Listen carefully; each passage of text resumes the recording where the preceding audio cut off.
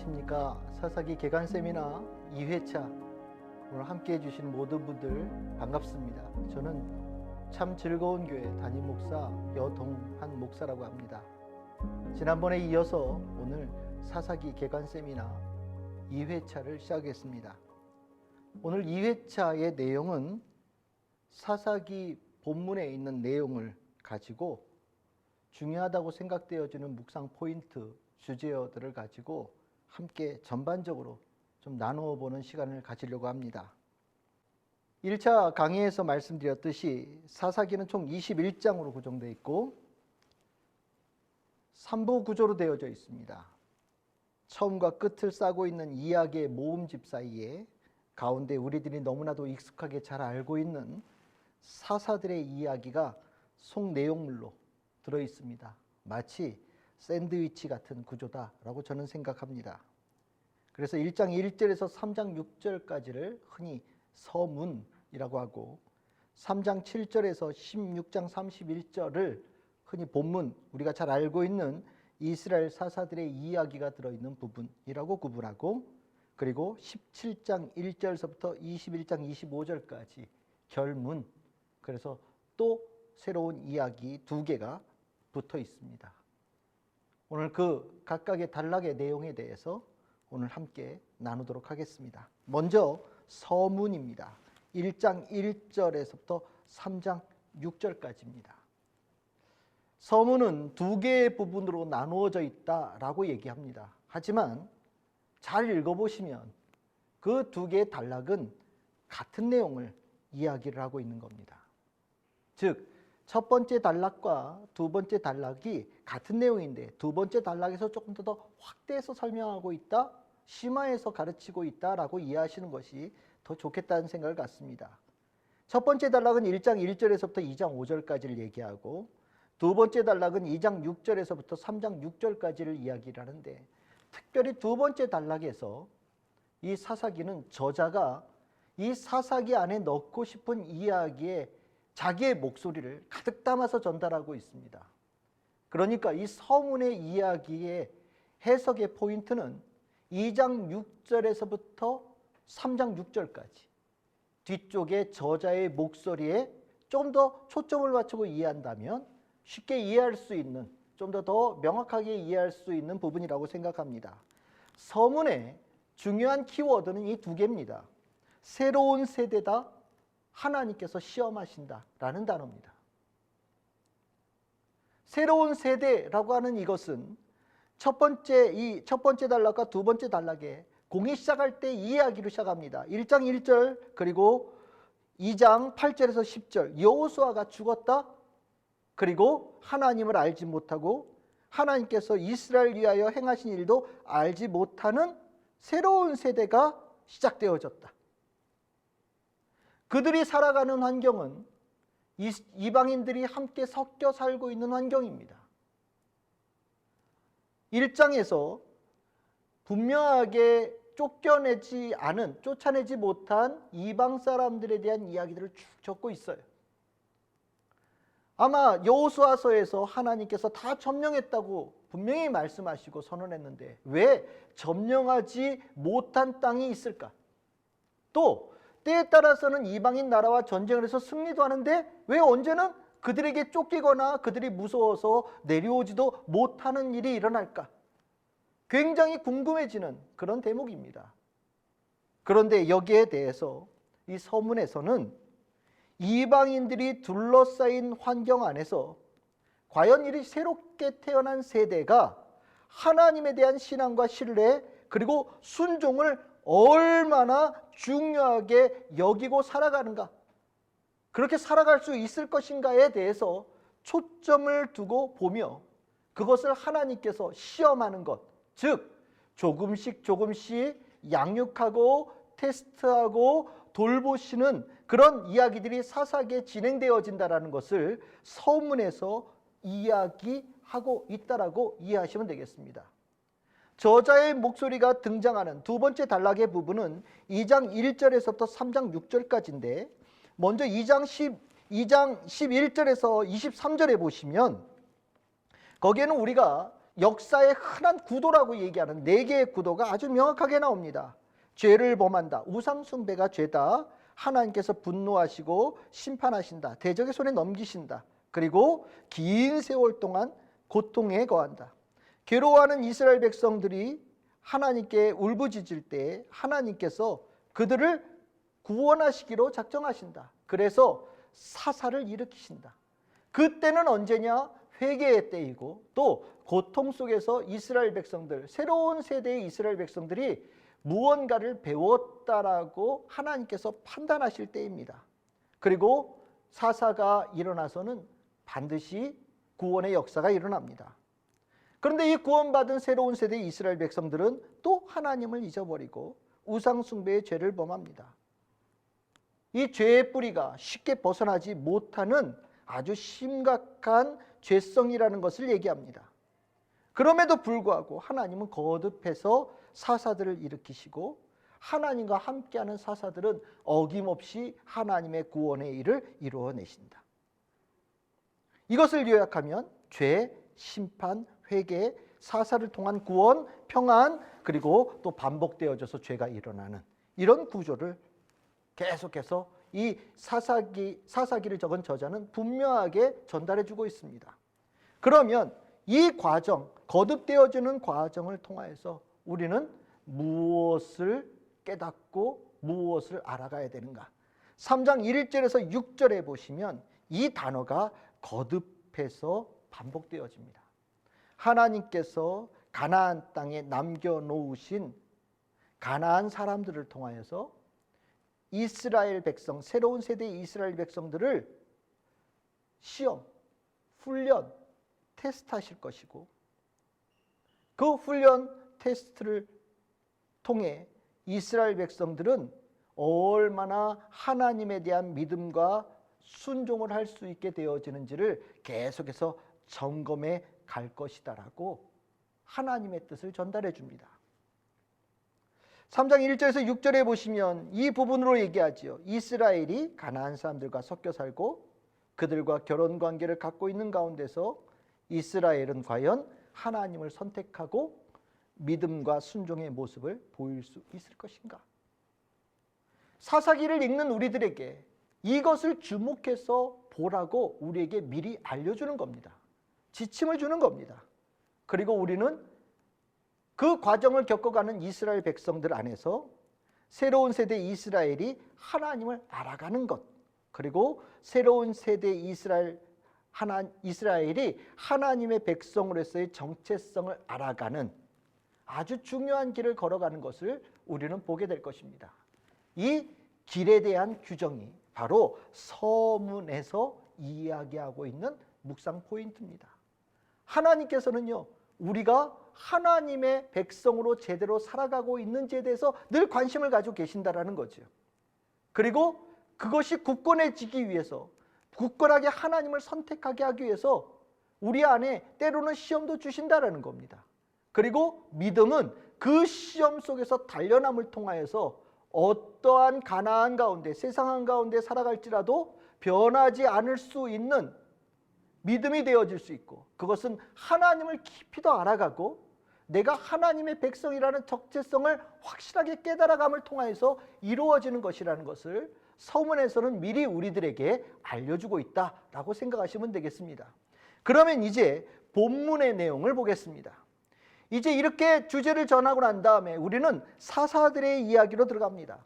3장 7절에서부터 16장까지가 사사들의 이야기가 나오는데, 1회차 강의에서도 말씀드렸듯이 우리의 관심은 여전히 하나님의 시험을 받고 있는, 테스트를 받고 있는, 훈련을 받고 있는 이스라엘 백성들에게 두어야 된다는 것만큼은 절대로 놓치지 않으셔야 된다고 생각합니다. 우리는 그 과정에서 하나님께서 사용하시는 사사들을 만나게 됩니다. 이 사사들은 이스라엘 백성들이 하나님의 사랑과 관심을 받는 사람들이며, 진정한 이스라엘의 왕은 하나님이심을 증명하는, 그리고 하나님의 능력을 보여줌으로 이스라엘 백성들을 다시 하나님의 백성의 훈련받는 길로 나아갈 수 있도록 만드는 하나님께서 사용하시는 사람들입니다. 이 사사들은 그래서 하나님의 영이 임할 때에 하나님께 쓰임을 받습니다. 그리고 이 사사라는 직임에 재판관이라는 의미가 들어있지만 우리가 읽는 이야기 속에서는 대부분 군사적 지휘관의 역할을 감당하면서 이방인의 압제 속 고통당하는 이스라엘 백성들을 그들로부터 구원의 일을 이루어가는 사람들이 사사로 등장합니다.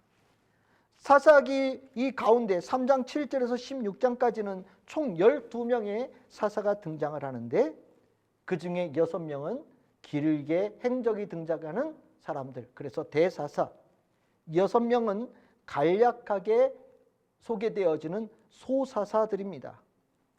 이 모든 사사들의 이야기는 개별적이고 독립적인 이야기로 모음으로 우리들에게 전달되어집니다. 등장하는 사사들은 다음과 같습니다. 온니엘, 에훗, 그리고 소사사 삼갈, 그리고 드보라, 기드온, 그리고 그에 이어서 그의 아들 아비멜렉이 나오고 소사사로 또다시 돌라와 야일, 그리고 입다, 그리고 소사사 3명, 입산, 엘론, 압돈, 그리고 마지막으로 삼손이 등장합니다. 제가 1회차 강의에서 말씀드렸듯이 이 사사의 이야기를 다루는 이 본문은 묶음으로 이해하는 것이 중요하다고 말씀을 드렸고 그 묶음을 나누는 기준은 5장에 나오는 드보라의 찬양, 이 시로 되어져 있는 부분이 중요한 문학적인 기준이 되어진다라고 말씀을 드렸습니다. 그러면 우리가 이제 먼저 이 가운데 사사들의 이야기 중에 첫 번째 묶음의 이야기를 보겠습니다. 첫 번째 묶음의 사사들.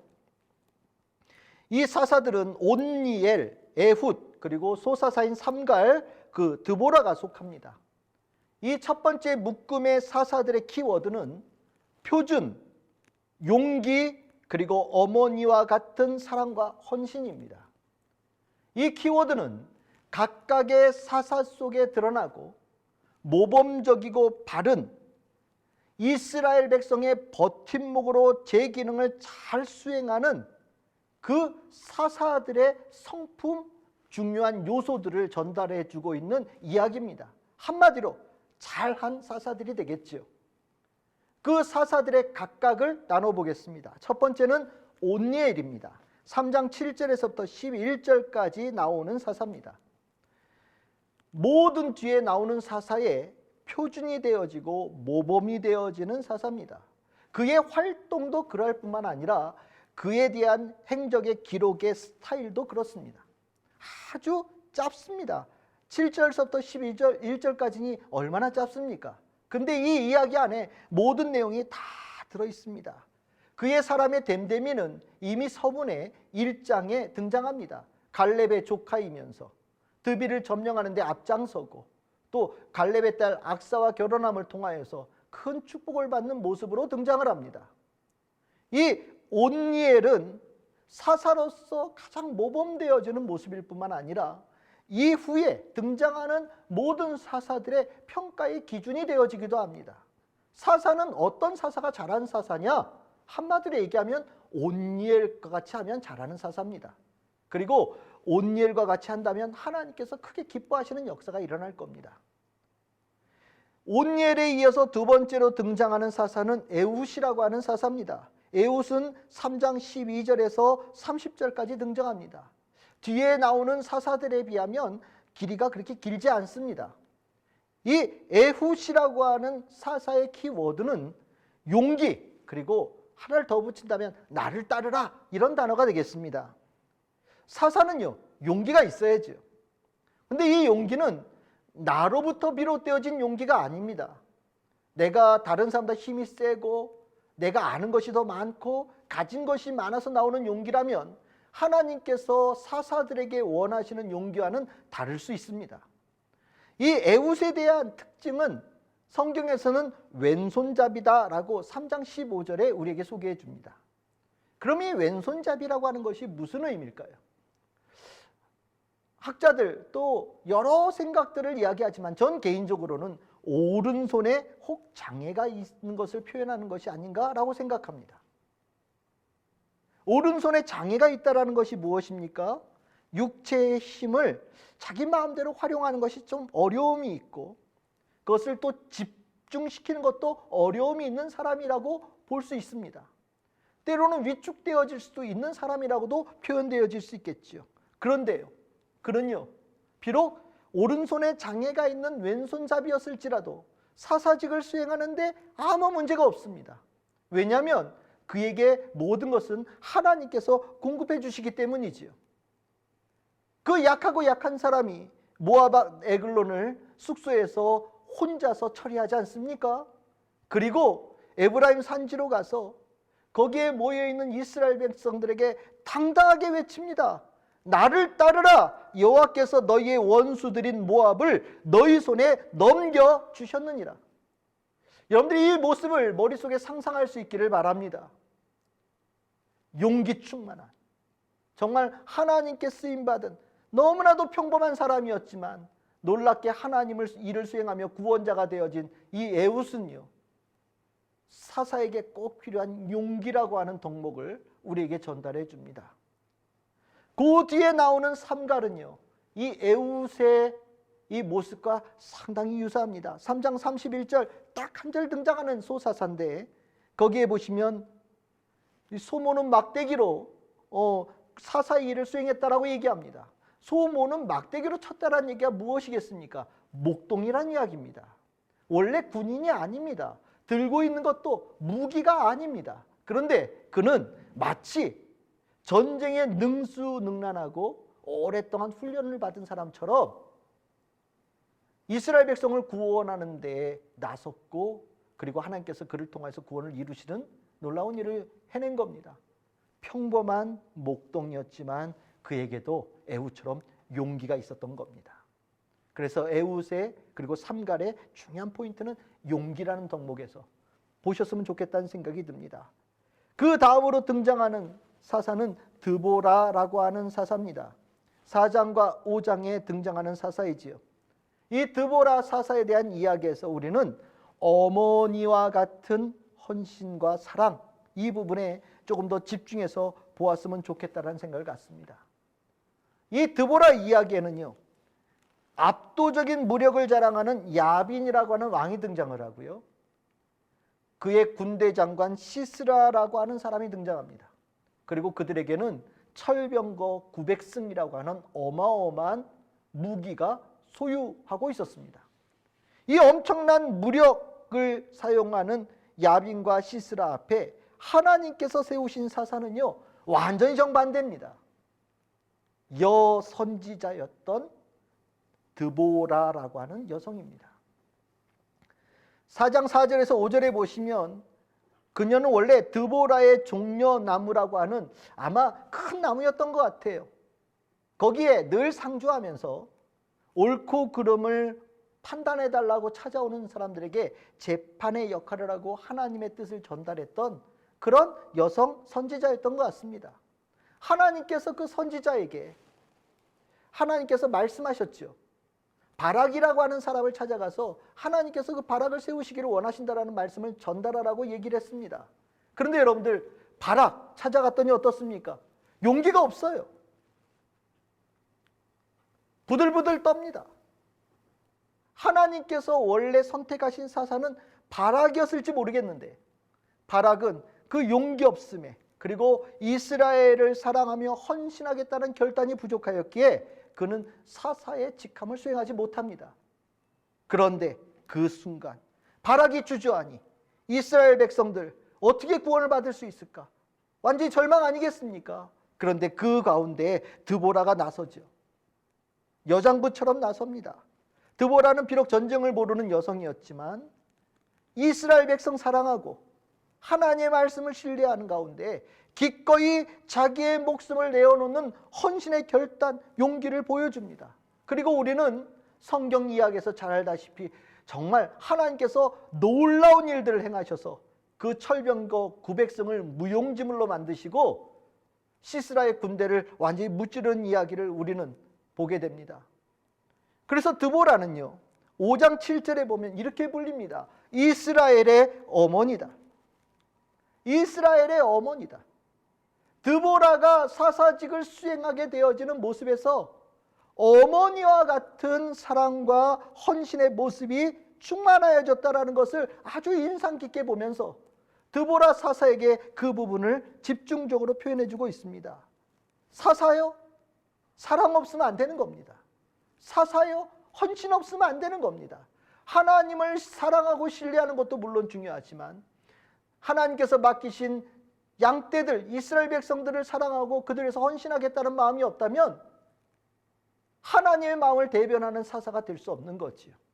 드보라는요, 여성으로서 하나님의 그 사랑을 잘 대변한 사사가 되어지고 사사의 모범으로 오늘 이렇게 첫 번째 묶음에 있는 마지막 사사로 등장을 합니다. 우리가 이 하나님에 대한 사랑, 이스라엘 백성에 대한 사랑, 그리고 하나님에 대한 헌신, 이스라엘 백성에 대한 헌신이 부족할 때 이것을 하나님께서 어떻게 보실까? 우리가 5장에 하나님에 대한 찬양이 드보라의 목소리에서 나오는 과정에서 뒤쪽에 보시면 이제까지 등장하지 않았던 조금 특이한 부분이 나옵니다. 그것이 5장 15절에서 17절과 5장 23절입니다. 모두 드보라의 목소리, 그 여성 선지자가 나서서 이스라엘 백성을 구원하겠다고 나섰을 때 많은 지파들이 모여서 그 일을 수행했던 것 같아요. 그런데 그 부름에 동참하지 않았던 사람들이 있었던 겁니다. 르우벤 지파, 그리고 길르앗 지방, 요단강 동편 지역에 있던 여러 지파들, 그리고 단 지파들, 아셀 지파들은요, 자신들이 가지고 있는 안위함을 더 중요하게 생각해서 그 부름에 동참하지 않았습니다. 그런데 여기에 대해서 드보라는 노래하면서 그들의 하나님에 대한 질책을 전달합니다. 그리고 23절에는 그 부름에 참여하지 않은 메로스라고 하는 도성 하나를 딱 지정해서 그 도성을 향한 저주도 내립니다. 즉 하나님에 대한 헌신, 사랑, 이스라엘 백성에 대한 사랑과 헌신이 부족한 이스라엘 백성들에 대해서 하나님께서 이 모습은 하나님께서 원하시는 모습이 아니다, 이스라엘 백성다운 모습이 아니다라는 것을 분명하게 전달해주고 있는 겁니다. 우리는 이렇게 첫 번째 사사들의 묶음을 통하여서 세 가지의 키워드를 살펴봤습니다. 표준, 평범한 이들의 용기, 그리고 어머니와 같은 사랑과 헌신. 이렇게 이들의 사사들이 사사직을 잘 수행하니 그들을 통하여서 이루어지는 평화는요, 아주 의미 있는 숫자가 나오죠. 온니엘은 40년, 에웃은 80년, 드보라는 40년입니다. 이게 다 상징적인 숫자들입니다. 한 세대, 두 세대 지속적으로 지속되어졌다라는 거죠. 충분하게 평화를 누리게 되어졌다라는 겁니다.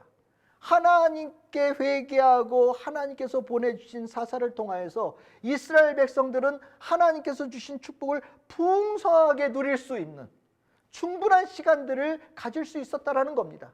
이것은 하나님께서 사사들에게 맡기신 그 일들을 사사들이 잘 수행했기 때문에 일어난 은혜들입니다. 이 마지막 사사의 묶음에 저는 하나 좀 더 볼 수 있기를 소망합니다. 그건 뭐냐면 5장 31절입니다. 드보라가 찬양의 맨 마지막에 이스라엘을 향한 축복의 기도를 합니다. 이스라엘의 어머니로서 드리는 기도지요. 5장 31절에 보시면 이렇게 얘기합니다. 주를 사랑하는 자들은 해가 힘있게 도둠같게 하시옵소서라고 축복합니다. 주를 사랑하는 자들, 드보라가 바라는 이스라엘 백성의 모습이고 이 사사기의 저자가 원하는 이스라엘 백성의 모습입니다. 하나님의 백성은요, 하나님께서 아침의 도둠과 같이 힘차게 떠오르는 삶의 여정을 가야 되는 사람들이고요, 새로운 세대 이스라엘 백성들은 그 하나님의 영광을 드러내는 길을 가야 되는 존재들이라는 것을 이 드보라는 자신의 찬양과 기도의 마지막에 이렇게 의미 있게 넣고 있습니다. 첫 번째 사사의 묶음이 긍정적인 사사들의 활동이라는 것을 우리는 이것을 통해서 보게 됩니다. 그런데 이제 문제는 두 번째 사사의 묶음이지요. 두 번째 사사의 묶음은 5장 이후 6장서부터 등장해서 길게 16장까지 이어지는 이야기입니다. 첫 묶음의 사사들과 달리 여기에 등장하는 사사들은 조금씩 문제들이 있어요. 그리고 여러분들 눈치채셨겠지만 얼마나 깁니까? 이야기가 길고 굉장히 복잡해집니다. 길고 복잡하다라는 것은요, 뭔가 문제가 있다라는 거예요. 온예를 기억해 보십시오. 온예는 3장 7절에서 11절 아주 짧게 사사직을 수행하고 아무 문제가 없었습니다.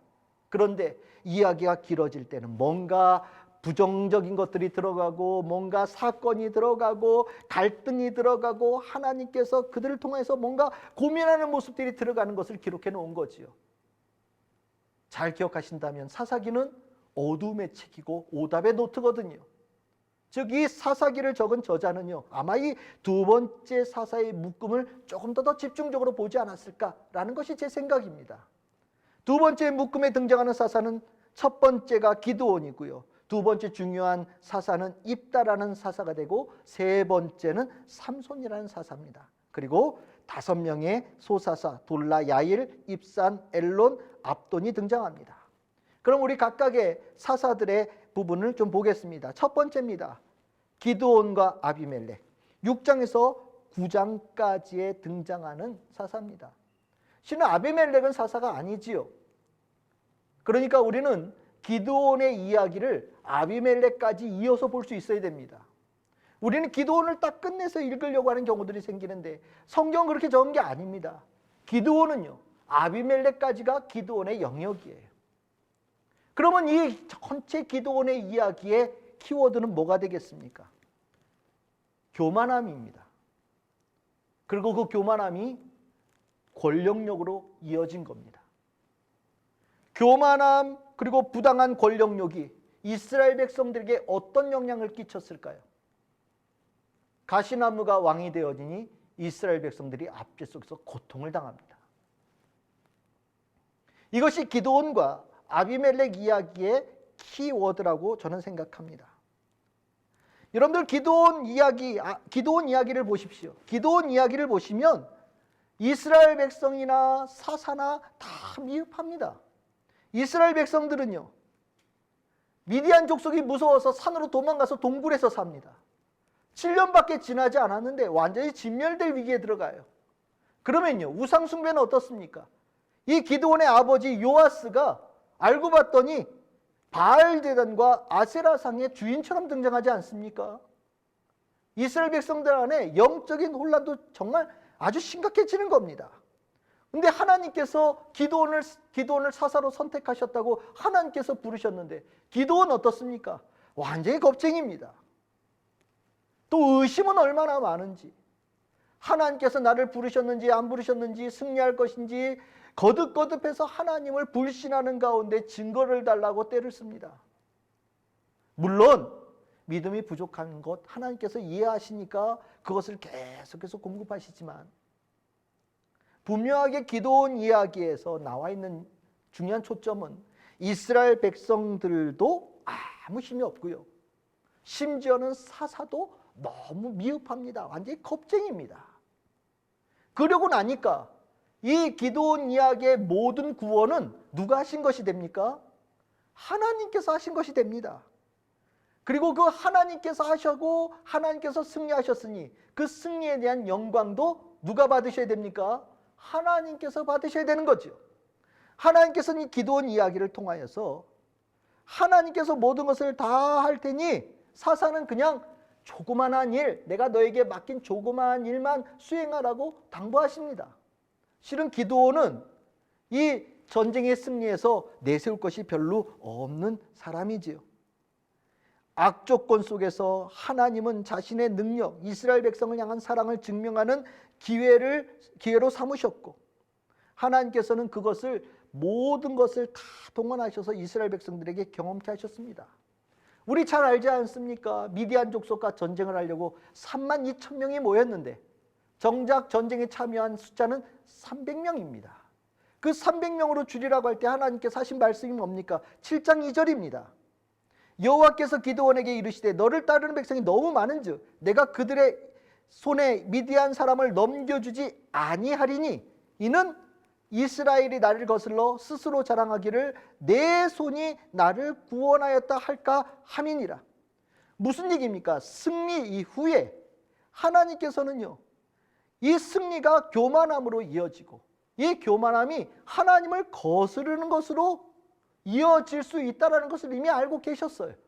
그래서 의도적으로 사람들이 이 일 가운데에 자신의 공로로 내세울 만한 것들을 완전히 제거하기를 원하시고 오직 하나님께서 홀로 일하시는 것을 보이기를 원하십니다. 하나님께서 원하시는 것은요, 승리 이후가 더 중요하다는 겁니다. 그리고 승리 이후에 겸손해야 된다는 거죠. 승리 이후에 겸손하고 왕 되신 하나님을 인정하고 따르게 되어질 때 그것이 진짜 승리다라는 것을 가르쳐 주기를 원하신 겁니다. 그런데 기드온 이야기 보십시오. 변질되지 않습니까? 기드온이요, 그 겁쟁이 기드온이요, 미디안 족속과 이제 맞서 싸우려고 일어날 때 7장 18절에 이렇게 얘기합니다. 여호와를 위하라. 여기까지면 좋았을 텐데요, 뒤에 뭐가 나옵니까? 기드온을 위하라. 자기 이름을 위하라고 붙입니다. 하나님 뒤에 자기 이름을 딱 붙이고, 그리고 이렇게 말하라고 시킨 사람이 누굽니까? 기드온 자신입니다. 기드온은요, 뭔가 조금 문제들, 교만함이 싹트기 시작하지요. 이것뿐입니까? 8장에 가면요, 승리를 어느 정도 하고 난 다음에 갑자기 에브라임 지파가 등장을 합니다. 에브라임 지파는 12지파 중에 큰 지파거든요. 이미 승부가 기울어진 것을 보고 전공을 탐내고 전리품을 탐냅니다. 8장 1절에 보시면 그 에브라임의 교만함으로 인하여서 큰 다툼이 있었다라고 얘기를 합니다.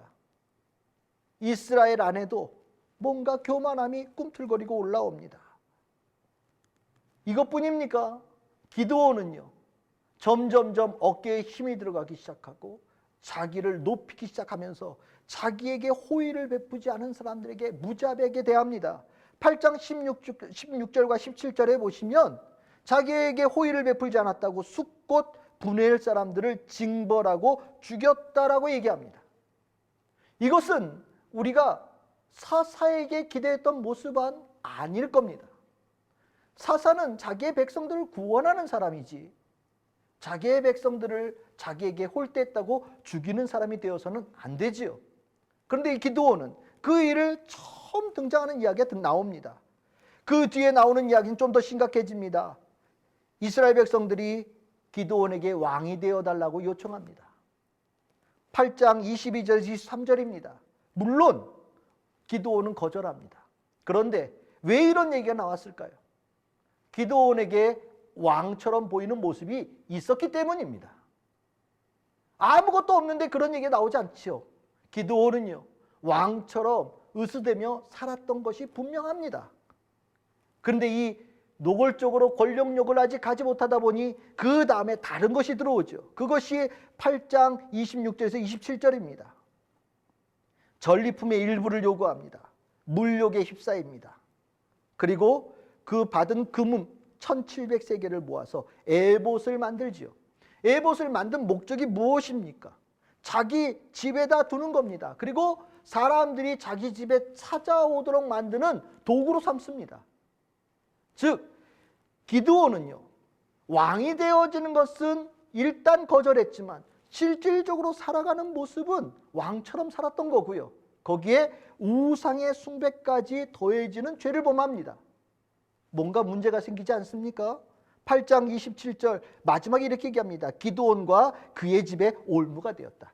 뭔가 변했다라는 겁니다. 뭔가 기드온에게 문제가 생겼다는 얘기를 하고 있는 거죠. 그리고 나서 그 문제는 바로 그의 아들 아비멜렉에게 나타납니다. 아비멜렉 이름 뜻이 뭡니까? 내 아버지 왕이라는 겁니다. 내 아버지는 왕이다. 이게 아비멜렉입니다. 기드온에게 많은 자식이 있었어요. 얼마나 많은 아내를 두었길래 그 많은 자식이 있습니까? 첩의 아들입니다. 아비멜렉은. 근데 이 아비멜렉이 첩의 아들로서 왕자로서 다녔다는 얘기니까 아마 기드온이 펼쳤던 기세는 대단했던 것으로 보입니다. 아비멜렉 왕이 되고 싶었지요. 그리고 그 그릇된 권력욕에 자기 형제들을 다 죽이는 참사도 일어나고요. 나중에는 자기를 지지했던 세겜 사람, 자기의 외갓집 사람들도 다 죽이는 비참함이 나옵니다. 아비멜렉의 최후는 어떻습니까? 여인이 마지막 순환으로 던진 맷돌에 머리를 맞아서 죽습니다. 얼마나 치욕스러운 죽음입니까? 그 죽음에 대해서 하나님은 이렇게 사사기는 이렇게 평가합니다. 9장 56절에서 57절입니다. 하나님께서 모든 악행을 그의 머리에 갚으셨다. 즉 아비멜렉의 모습은 악하다라고 평가합니다. 그럼 이 악함의 모습이 무엇이냐? 그 형제들을 다 죽이는 가운데 살아남은 딱 한 명의 형제 요담이 아비멜렉을 향하여서 가시나무가 왕이 되어졌다라고 얘기하지 않습니까? 바로 이겁니다. 교만함이 왕이 되어진 권력력으로 향하고 그 권력력으로 이스라엘 백성들은 고통 속에 들어가게 되어졌다. 기드온이 40년의 평화를 얘기합니다. 이렇게만 보면 앞서 첫 번째 묶음에 있었던 평화 40년, 80년, 40년의 연장선으로 보이지요. 그렇지만 여기에는 하나 다른 게 있지요. 무엇입니까? 아비멜렉의 3년의 통치입니다. 40년의 평화에 흠집이 있습니다. 뭔가 하나님께서 원하시는 사사의 모습과 다른 모습이 등장합니다. 이제 이어 두 명의 소사사가 등장합니다. 10장 1절에서 2절 돌라라고 하는 사사가 잠깐 등장하고 10장 3절에서 5절에 야일이라고 하는 사사가 등장하는데 이 야일 눈여겨보셔야 됩니다. 아들 30, 나귀 30마리, 그리고 길랍의 자기 소유 성읍 30개.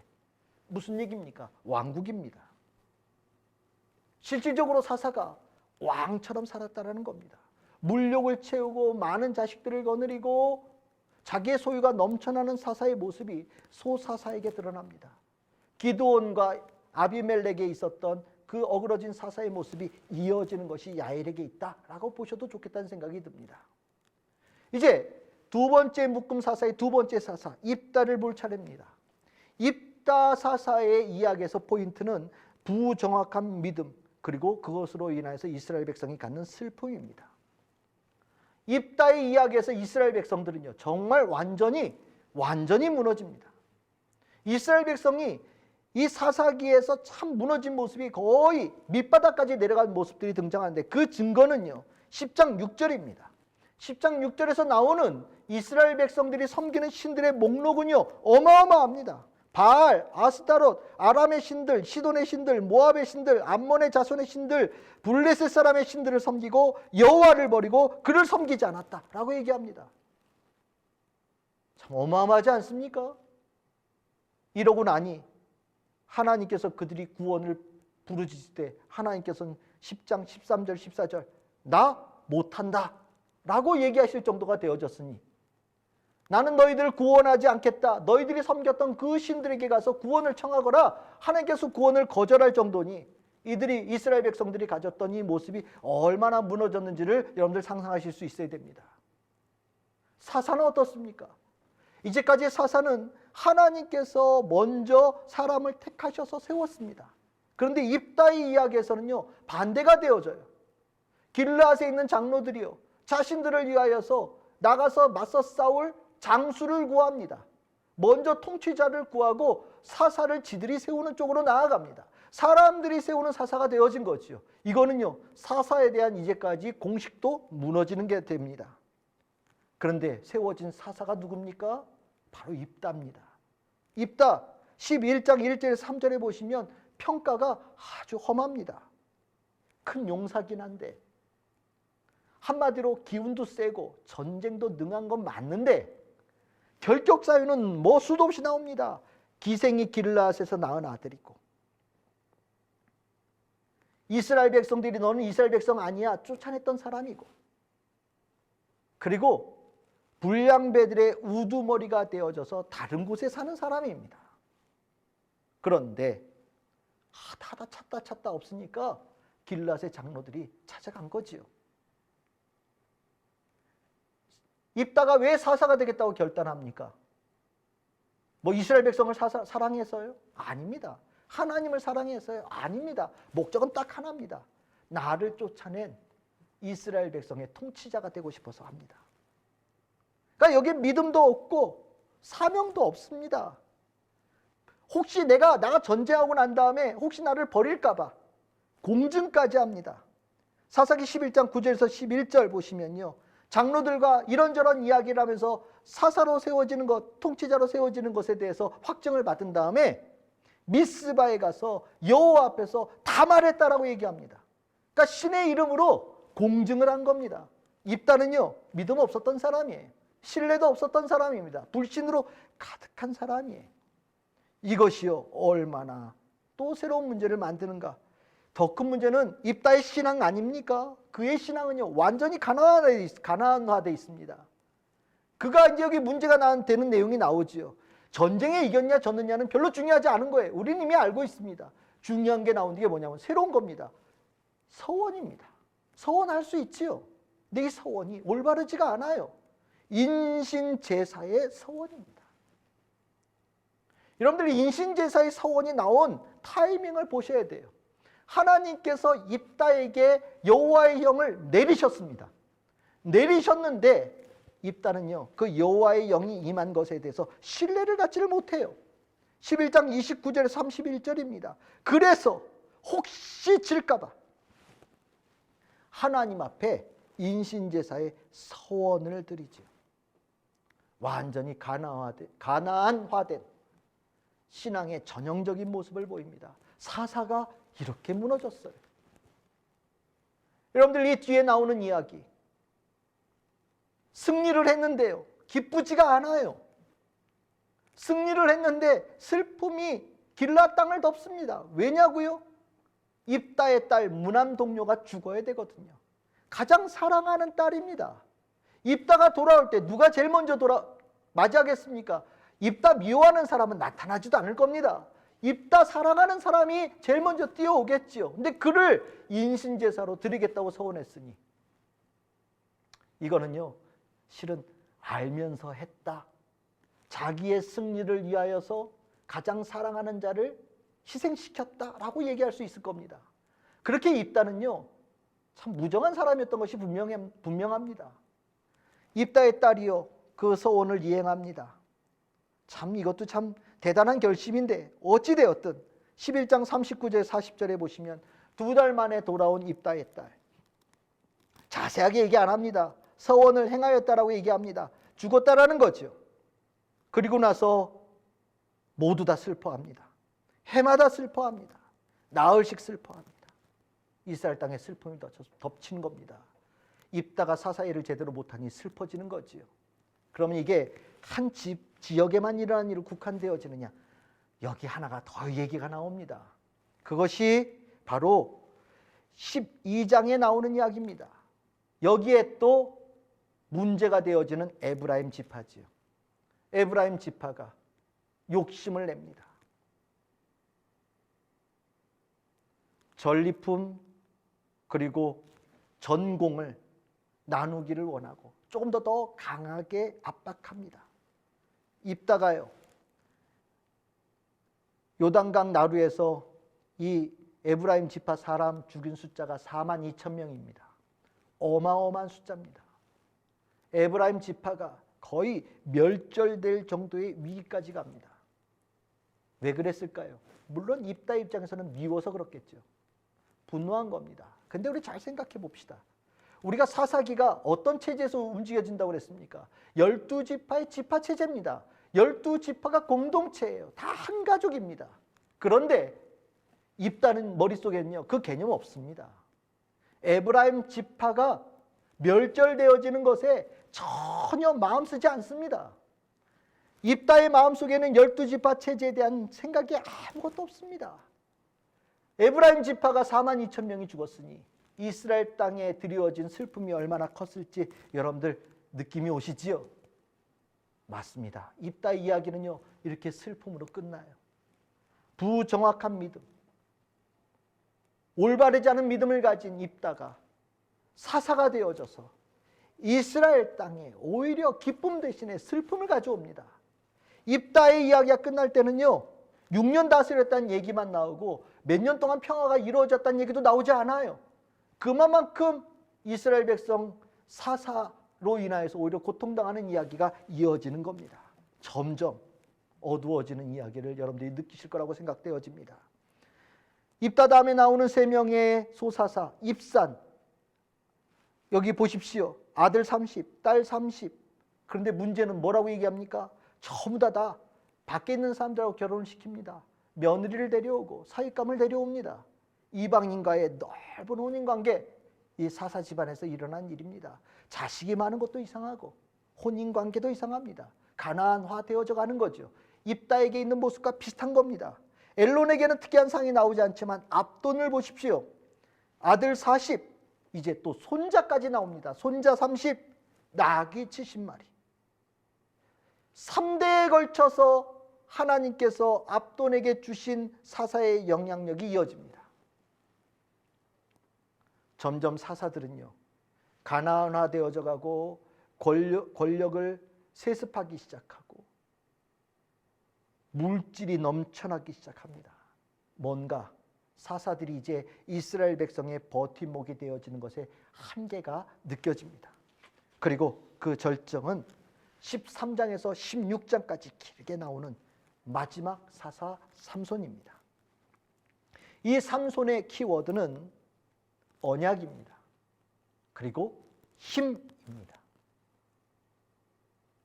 삼손의 힘은 하나님과의 언약 속에서 나왔죠. 언약이 깨졌을 때, 언약을 잃어버렸을 때 가졌던 모든 힘도 잊어버립니다.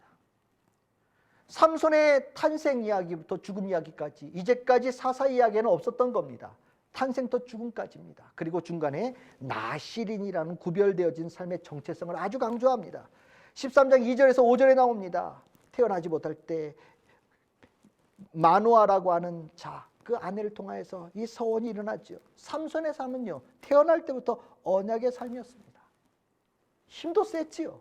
그런데 여러분들 잘 아시지요? 그 힘 한 번도 제대로 쓴 적이 없습니다. 다 엉뚱한 데다 씁니다. 헛된 곳에만 사용합니다. 자기의 눈에 좋게 보이는데 그 힘을 씁니다. 그런데 하필이면 좋게 보이는 것이 하나님이 아니라 이스라엘 백성에 관한 것이 아니라 늘 언제나 이방에 속한 겁니다. 이방 여인을 사랑합니다. 14장 3절 딥나의 여인을 좋게 보고 결혼하겠다고 나서고요. 16장 1절 가사의 기생에게 찾아가고요. 그리고 16장 4절은 그 유명한 소렉의 골짜기 들릴라에게 찾아가는 모습이 나옵니다. 서원 완전히 머릿속에 없습니다. 나실의 서원을 지키는 것도 관심이 없습니다. 주검도 만지고 술도 먹고 잔치 가서 즐기면서 술도 마셨던 것 같고 나중에는 머리카락의 소중함도 알지를 못합니다. 그래서 나오는 이야기가 뭡니까? 참 어이없게도 이스라엘 백성들이요, 삼손을요, 블레셋 손에 넘겨줍니다. 자기 사사를 대적의 손에 넘겨줍니다. 15장 12절 13절입니다. 사상 초유의 일이라는 겁니다. 자신들을 구원해주고 자신들의 대변자가 되어질 사사가 오히려 이스라엘 백성들에게 골칫거리가 되어지는 거죠. 그가 가지고 있는 힘 때문에 오히려 우리가 고통을 당하는 겁니다. 그런데 여기에 한 가지, 주의 영은요, 이렇게 하나님에게 관심도 없고 하나님의 뜻을 수행하는데 전혀 머릿속에 가지고 있는 개념이 하나도 없는데도 불구하고 끊임없이 임합니다. 사사인 삼손은 하나님께 관심이 없는데 하나님은 삼손을 통해서 끊임없이 일을 하십니다. 이제까지 이것도 없던 현상입니다. 이제까지 사사와 하나님은 하나로 움직였거든요. 근데 이제 이 삼손에게서는 하나님과 삼손이 함께 움직이질 않습니다. 삼손은 블레셋을 너무너무 사랑하는데 하나님은요, 그 삼손에게 주의 영이 임하여서 블레셋과 싸우게 만드시고 블레셋과 미움을 갖게 만드시고 블레셋에게 쫓기는 자로 만드십니다.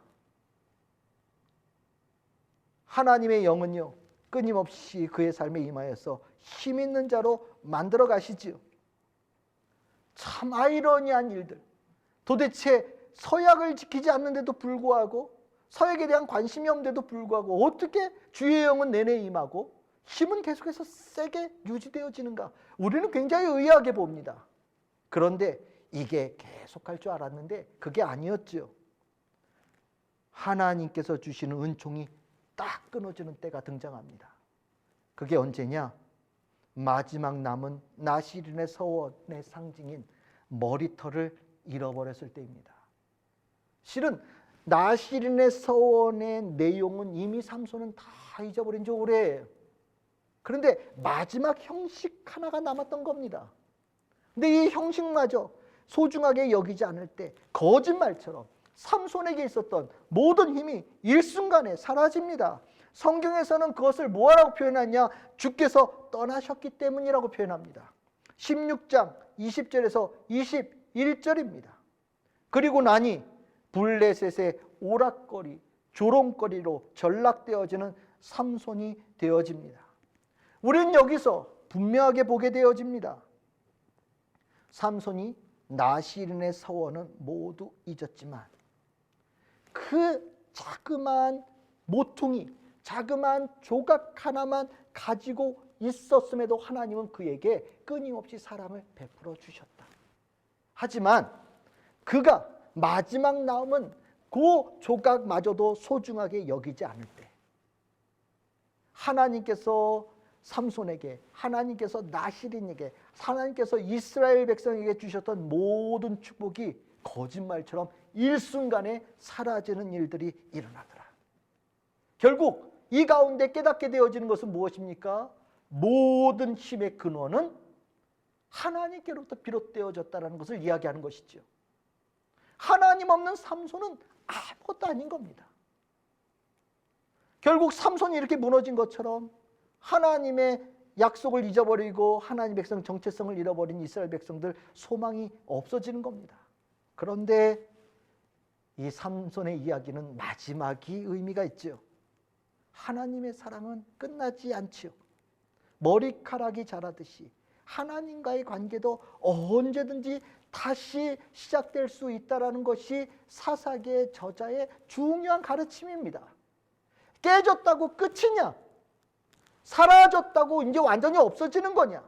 망했다고 다시 못 일어나는 것이냐? 아니라는 겁니다. 다시 시작되어질 수 있다라고 이야기합니다.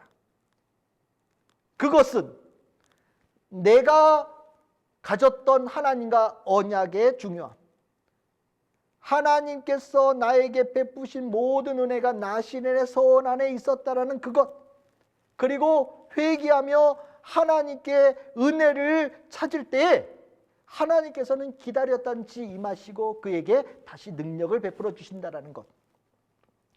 참 기다렸던 기도가 16장 28절에 나옵니다. 전에 한번 기도한 적이 있었어요. 그때는요, 목말라서 기도했던 겁니다. 하나님 앞에 신앙과 아무런 연관성을 찾기 어려운 기도였죠. 하지만 16장 28절 삼손의 일생의 마지막 때에 나오는 이 기도는요, 새로운 소망을 갖게 만드는 기도였습니다. 삼손이 여호와께 부르짖어 이르되 주 여호와여 구하옵나니 나를 생각하옵소서. 하나님이여 구하옵나니 이번만 나를 강하게 하사 나의 두 눈을 뺀 블레셋 사람에게 원수를 단번에 갚게 하옵소서. 삼손은요, 분명히 자신의 모든 힘이 하나님께로부터 나왔다는 것을 인정합니다. 그리고 그 결과는 여러분들이 잘 알다시피 삼손이 마지막 죽음으로 블레셋을 패망시키는 이야기로 연결되어집니다. 우리는 삼손의 이야기에 이러한 포인트를 갖게 됩니다. 하나님의 언약을 잊어버린 사사, 그리고 그 언약의 파괴로 힘을 잃어버리는 이스라엘. 이것을 반대로 얘기하면 하나님과의 언약이 곧 이스라엘의 힘이다. 다 무너지고 끊어졌지만 이스라엘 백성들에게 다시 기회가 있다라고 우리에게 전해주는 겁니다. 회개하는 기도가 있다면 언제든지 하나님의 힘이 충만한 하나님의 백성으로 돌아갈 수 있다는 것을 삼손 이야기에서 전해주고 있는 거지요.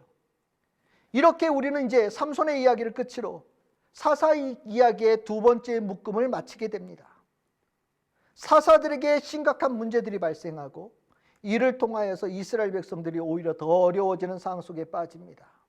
기드온의 교만함, 그리고 아비멜렉의 권력욕은 고통과 압제로 이어지고 입다의 부정확한 믿음, 가난화된 신앙은 슬픔을 만들고 삼손의 하나님과의 언약의 상실은 무력함, 모든 힘을 박탈당한 것으로 이어져 갑니다. 이제 사사들도 제 기능을 발휘하지 못합니다. 이스라엘 백성들은 여전히 죄를 범하고 짓고 있습니다. 그러면 사사도 없고 죄를 계속 지어가는 이스라엘 백성들의 앞으로의 길은 어떻게 될까요? 과연 그들에게는 무엇이 남습니까? 그것의 이야기가 바로 결문의 이야기입니다. 17장에서 21장에 나오는 이야기가 바로 그 부분입니다. 17장에서 21장에 나오는 결문의 키워드는 하나님 없는 이스라엘의 처참함입니다. 하나님 없는 이스라엘은요, 완전히 최악입니다. 죄의 절정이고요, 파괴되어짐의 절정이고요, 추악함의 절정이고요, 모든 것, 어떤 것 하나도 제대로 돌아가는 것이 없는 이야기가 결문에 나옵니다. 결문도 두 개의 이야기가 나오는데 같은 이야기입니다. 원인도 같고요, 주제도 같고요, 실은 남이나 북이나 똑같다라는 겁니다. 뭐 남이나 북이나 어디든지 다 똑같이 총체적인 난국에 들어갔다라는 것을 얘기하죠. 그리고 그 중요한 원인을 왕이 없어서 17장 6, 18장 1, 19장 1, 21장 25절에 등장하는 그때 왕이 없어서 하나님을 왕으로 모시지 않고 스스로 왕이 되어지고 스스로 내가 왕이다라고 생각하는 이스라엘 백성들이 얼마나 무너졌는지를 이야기하는 것이 결문의 포인트다라는 것을 우리는 볼 수 있어야 됩니다. 아까 말씀드렸듯이 결문의 이야기는 당황함을 느끼게 됩니다. 마땅히 살아가야 될 모습과 정반대의 모습이 나타나기 때문입니다. 말이 안 된다, 정말 이해가 안 된다, 납득이 안 된다, 이게 정상입니다.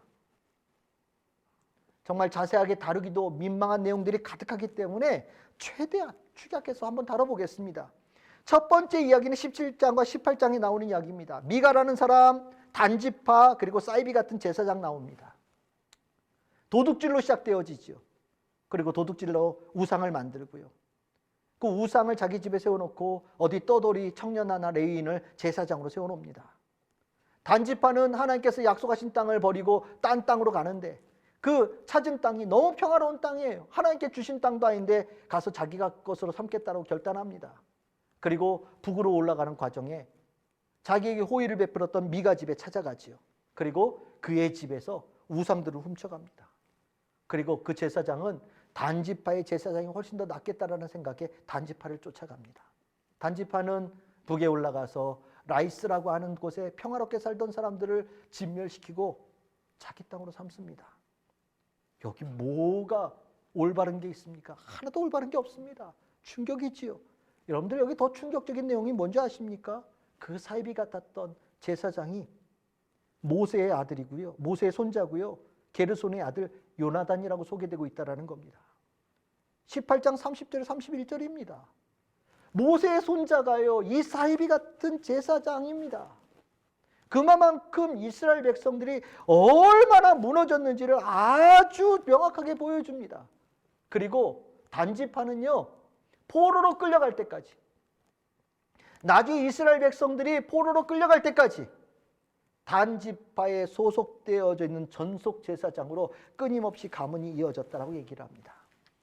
종교적인 타락이 완전하게 이루어지고요, 하나님께서 여호수아 때 주셨던 땅의 분배대 완벽히 깨지고요, 모세의 손자가 이 타락에 동참했다는 이야기, 참 읽는 사람에게 당혹스러움을 줍니다. 두 번째 이야기요, 이건 더 충격입니다. 18장에서 21장에 나오는데 레위인과 그의 아내 이야기로 시작되어지죠. 그리고 베냐민 지파 이야기가 나옵니다.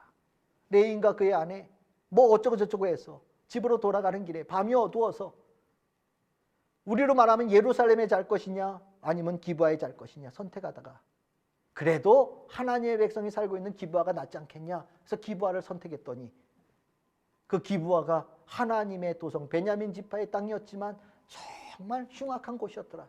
소돔과 고모라도 거기에 비하면 9벌쯤 되겠더라. 이야기가 나오지 않습니까? 이 레위인이요, 그 불량배에게 자기 아내를 강제로 끌어서 내줍니다. 아니 어떤 여자가 폭행당할 줄 알면서 끌려나가겠습니까? 근데 그 아내를 넘겨주지요. 그리고 매정합니다. 뒤도 돌아보지 않습니다. 아침이 될 때까지 나가보지도 않습니다. 이 여인 문지방 잡고 죽지 않았습니까? 아내의 죽은 모습을 보면서도 레위인 아무 반응이 없습니다. 참 이것도 이상하죠. 그런데 집에 도착하자마자 시신을 훼손하지 않습니까? 모든 지파에게 나눠줍니다. 모든 지파가 이 일로 다 몰려듭니다. 베냐민 지파에게 불량배 내놓으러 가지만 베냐민 지파는요 12지파 체제 머릿속에도 없는 것 같습니다. 우리 지파만 생각합니다. 보내줄 수 없다고 얘기를 합니다. 그래서 하나님 앞에 물으면서 전쟁을 하는데 2번을 말도 안 되게 이스라엘 연합체가 집니다. 3번째 가서야 하나님 앞에 회개하고 용서를 구하고 번제와 화목제를 드리면서 하나님께 예배드리고 나서야 이기는데 2번을 져서 그런지 몰라도 이스라엘 백성들이 눈이 완전히 돌아갔어요. 그래서 26,000명 베냐민 사람들을 완전히 전멸시킵니다. 죽이는데 완전히 혈안이 되어서 끝까지 쫓아가고 나중에 정신 차리고 봤더니 600명 남지 않았습니까? 그리고 났더니 그제서야 베냐민 지파 어떻게 남겨야 된다고. 그래서 찾은 게 뭐냐? 또 누군가의 희생을 찾지요. 전쟁에 참여하지 않은 사람들이 누구냐? 길르앗의 야베스라는 도성에 참여하지 않았다. 가서 완전히 진멸시킵니다. 처녀 400명을 전리품으로 데리고 오지요. 그리고 베냐민 지파 사람들에게 줍니다. 그런데 아직 200명이 모자랍니다. 어떻게 합니까? 실로에서 춤추고 있는 여인 200명을 납치하도록 허용합니다.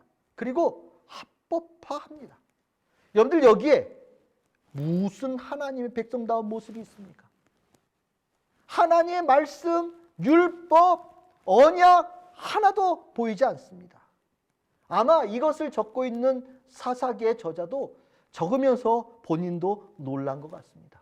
그래서 끝날 때 뭐라고 얘기합니까? 21장 25절입니다. 그때 왕이 없어서. 이렇게 얘기합니다. 결문의 내용이 무엇입니까? 이스라엘 백성들에게 하나님 백성다운 모습 전혀 보이지 않았다는 겁니다. 사사들도 제 기능을 하지 못하고 제대로 쓰지 않으니 죄를 계속해서 범하는 이스라엘 백성들이 돌이킬 수 있는 길이 없다는 겁니다. 어두움인데요. 사사기의 끝에서는 어두움에 어떠한 빛도 우리에게 실은 남겨놓지 않습니다.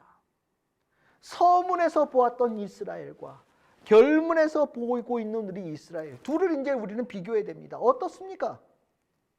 정말 이게 같은 이스라엘일까? 1장에서 시작되어진 이야기가 21장에 갔는데 이렇게 변질되어지고 이렇게 무너질 수 있습니까? 아마 우리는 1장에서부터 21장까지 이어가는 동안에 놀라게 되어질 겁니다. 이 모든 것은 이스라엘이 이방 문화의 마음을 뺏기고 한없이 소중한 하나님을 잃어버렸기 때문이고 그 결과로 절망, 죽음, 폭력, 미움, 갈등이 가득한 가나안 땅에 살아가는 이스라엘 백성이 된 겁니다. 결국 이스라엘 백성들의 정체성은 하나님을 떠나서는 규정될 수 없는 것이고요. 하나님을 알지 못하는 이스라엘 백성은 정말 최악으로밖에 살 수 없는 최악인 삶이만 기다리는 자가 되어진다는 것을 오늘 사사기에서는 우리에게 보여줍니다. 눈이 캄캄해지고 끝나는 사사기 결론입니다. 이제 2회차 강의를 마치겠습니다. 사사기는 이런 책입니다. 너무 아픈 책입니다. 실패의 책입니다. 오답의 총집합의 책입니다. 저자는요, 이것이 우리들의 실질적인 모습이다라고 전하고 있는 겁니다. 그런데 우리는 삼손 이야기의 마지막에 희망을 보지요. 우리는 절망하지 않습니다. 또 사사기 전반에 걸쳐 있는 이야기 속에서 하나님을 발견하게 되어질 때 우리는 절망보다 조금 소망을 더 갖게 되어지게 됩니다. 이스라엘 백성에게는 또한 사사에게도 찾을 수 없는 희망이지만 하나님에게는요, 멈추지 않고 끊임없이 샘물처럼 솟아나는 사랑이 있고 구원에 대한 의지가 있기 때문에 우리는 이 깜깜한 절망의 이야기의 끝임에도 불구하고 하나님을 찾는 이야기를 기다립니다. 그리고 하나님을 회개로 다시 모셔드리기만 한다면 얼마든지 우리에게 희망이 있을 수 있다는 것을 우리는 알게 됩니다. 교만함과 더럽혀진 신앙을 버리고 하나님과의 올바른 언약 관계를 회복한다면 이스라엘 백성에게는 다시 아침 해처럼 떠오르는 복된 역사가 이루어질 것이라고 사사기는 우리에게 넌지시 알려주고 있는 겁니다. 세상 한가운데 또 세상의 문화 한가운데 살아가는 하나님의 백성들, 그들이 정체성을 유지하는 것은 매우 중요한 일입니다. 어떠한 상황에서도 하나님을 왕으로 인정하고 하나님께 우리의 돌보심을 깨달으며 온전히 하나님의 말씀을 순종하고 따르는 언약 백성의 정체성만큼은 반드시 수호해야 되는 신앙의 결정체입니다. 성도는 떠오르는 태양과 같은 사람들입니다. 하나님께서 우리들의 길을 그렇게 계획하시고 약속하셨습니다. 오답투성이의 사사기를 통하여서 뼈저리게 아파하며 내 자신을 돌아보고 회개함을 통하여서 다시 하나님의 백성이 되어지고 그 하나님의 백성 되어진 자들에게 하나님의 약속하신 모든 축복은 다시 실현되어진다는 것. 우리는 이 어두운 사사기 안에서도 하나님을 바라보며 소망을 가지고 그리고 사사기를 마무리하는 성도들이 되어져야 되겠습니다. 이것으로 사사기 개관 세미나를 모두 마치겠습니다. 끝까지 들어주신 모든 분들께 감사드립니다.